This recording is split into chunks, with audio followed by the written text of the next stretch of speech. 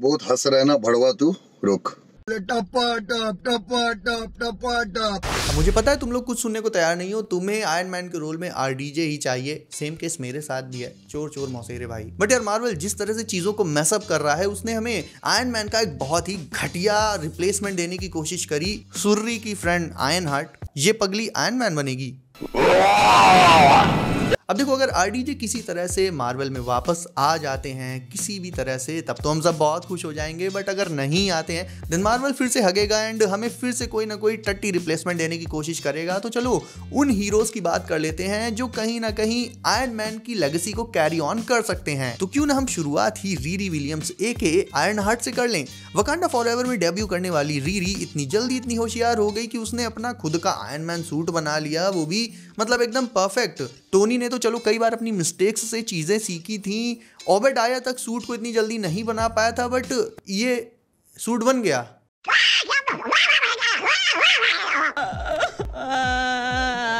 और भाई कोई कुछ भी कहे, मुझसे ये वकांडा फॉरएवर मूवी देखी नहीं गई थी। इतना क्रिंज, इतने जबरदस्ती के डायलॉग्स, मतलब लग रहा था टिकटॉक वीडियोस की कंपाइलेशन चल रही है। तो मार्वल का कहना है कि आयरन मैन की लेगेसी रीरी विलियम्स के हाथों में सेफ है एंड इस पर मेरा कहना है फक यू। ऑल्दो अब ये लड़का मुझे भी एंड आई नो तुम्हें भी पसंद होगा, बिकॉज इसमें पहली बात तो जरा सा भी क्रिंज नहीं है। ये वही लड़का है जिसने टोनी की हेल्प करी थी जब वो टेनेसी में फंस गया था एंड लोगों को लगा था, इवन मुझे भी लगा था कि ये एक वन टाइम अपीयरिंग कैरेक्टर है। बट एंड गेम में टोनी के फ्यूनरल में जब हमने इसे दोबारा देखा, तब इसे लेकर काफी र्यूमर्स उड़ी कि अगला आयरन मैन में भी ये हो सकता है। क्योंकि अगर आपको याद हो तो टोनी ने इसे बाद में एज अ गिफ्ट एक गराज वर्कशॉप, एक बहुत ही हाईटेक लैब दी थी। अब भले ही आई नो कि टोनी को कोई भी रिप्लेस नहीं कर सकता, XYZ कोई भी नहीं, बट एटलीस्ट रीरी विलियम्स से तो अच्छी चॉइस है ये। Don't you agree? अब हैप्पी होगन की बात करें तो although he is a great bodyguard, ना सिर्फ फिजिकली बल्कि लाइक इमोशनल सपोर्ट भी इसने बहुत किया है टोनी को, एज वेल एज पीटर को भी, और आंटी से धोखा भी खाया है। बट यार in absolutely no way he can carry Tony's legacy, although वो अभी भी पेपर और टोनी की बेटी के साथ ही है। स्टार्क इंडस्ट्रीज की सारी टेक पर एक्सेस है इसका। फिर भी अगर टोनी की तरह बनना है तो पहले इसको तोंद कम करनी पड़ेगी।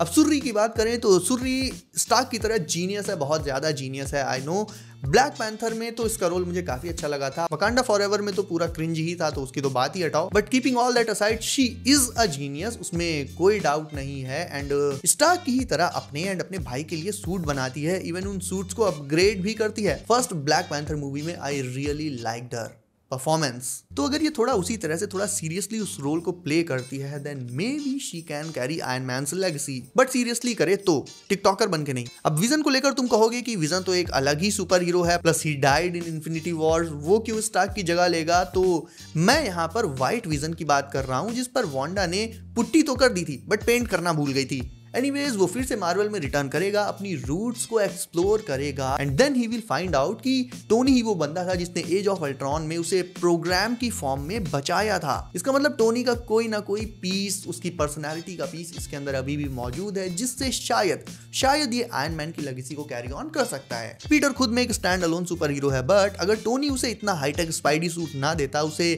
मेंटोर ना करता, तो वो इतना आगे कैसे बढ़ पाता? टोनी बेसिकली एक फादर फिगर है पीटर के लिए। और कई बार इन स्पाइडरमैन मूवीज में हमें ये फील कराने की कोशिश की गई है कि although Iron Man is gone but Peter is there to fill in his shoes. बट कुल मिलाकर फैंस के बीच ये सेटिंग सही नहीं बैठी है। तो नो वे होम के एंड में पीटर ने अपना खुद का एक कपड़े वाला सूट सिल ही लिया है, तो इसका यही मतलब हुआ कि अब वो आयरन मैन की टेक यूज नहीं करेगा, बल्कि सोलो अपनी जर्नी को कंटिन्यू करेगा। स्टिल ये देखना काफी इंटरेस्टिंग होगा कि इन अपकमिंग स्पाइडरमैन मूवीज वो टोनी स्टार्क की टेक्नोलॉजी की हेल्प लेगा या फिर खुद से अपने सूट के दम पर विलेंस को हैंडल करेगा। Colonel James Rhodes AKA Rhodey AKA War Machine. अब देखा जाए तो जो पर्सन सबसे ज्यादा सेंस बनाता है टोनी की लेगेसी को कैरी करने के लिए, वो यही बंदा है। इवन पीटर पार्कर का भी टोनी के साथ बहुत अच्छा बॉन्ड था, बट सबसे पुराना जो बॉन्ड है टोनी के साथ, जो सबसे पीछे जाता है आयरन मैन 1 पर, वो है रोडी और टोनी का बॉन्ड। ये लोग तब से साथ में हैं जब से एवेंजर्स ग्रुप बना भी नहीं था। इवन जब टोनी आयरन मैन भी नहीं बना था, तब से साथ में हैं ये दोनों। और वॉर मशीन को चला चलाकर रोडी बेसिकली खुद में एक आयरन मैन का वर्जन है। सूट के साथ उसके फाइटिंग स्किल्स लगभग टोनी के ही लेवल के हैं। और अभी अपकमिंग आर्मर वॉर्स में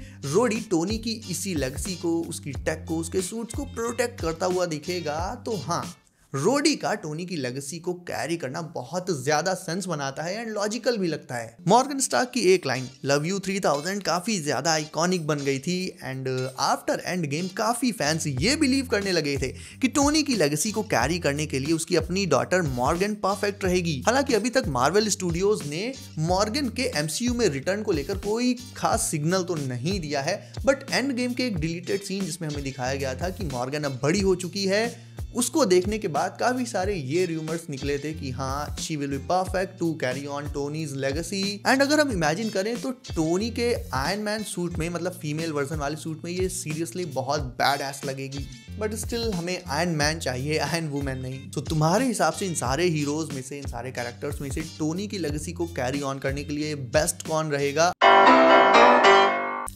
I know no one can replace RDJ, but still let's see कि सबसे ज्यादा सेंस कौन बनाता है, सबसे ज्यादा फैंस किसके हैं। एंड इफ वीडियो सही लगी हो then drop a like, and if नए हो then sub. See you in next one.